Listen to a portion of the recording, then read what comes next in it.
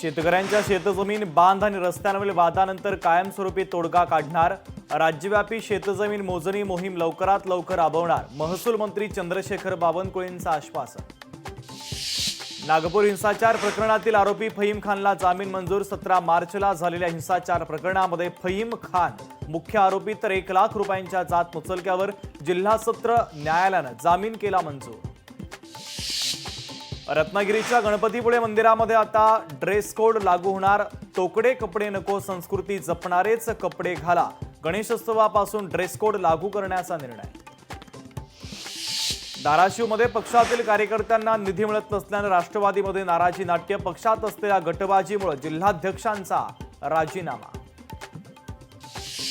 संभाजीनगरमधील धनगर विद्यार्थ्यांच्या शाळांमध्ये गैरप्रकार प्रकरणी 2 शाळांची मान्यता रद्द.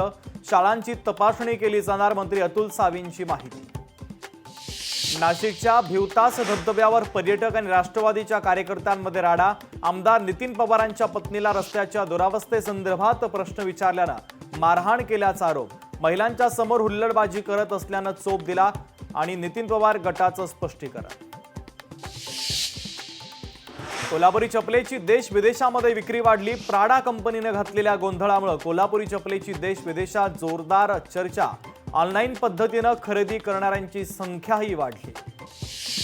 गोंदिया शहरामध्ये मेकअप आणि बॉडी स्पाच्या नावाखाली देह व्यवसाय सुरू. 5 महिलांसह 2 जण ताब्यात. स्थानिक गुन्हे शाखेची कारवाई.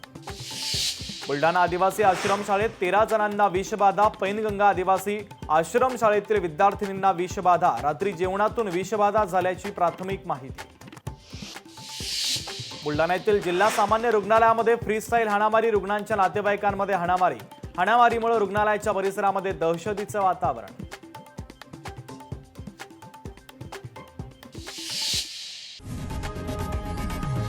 लोकशाही मराठी ऐका, पहा, जागरूक रहा.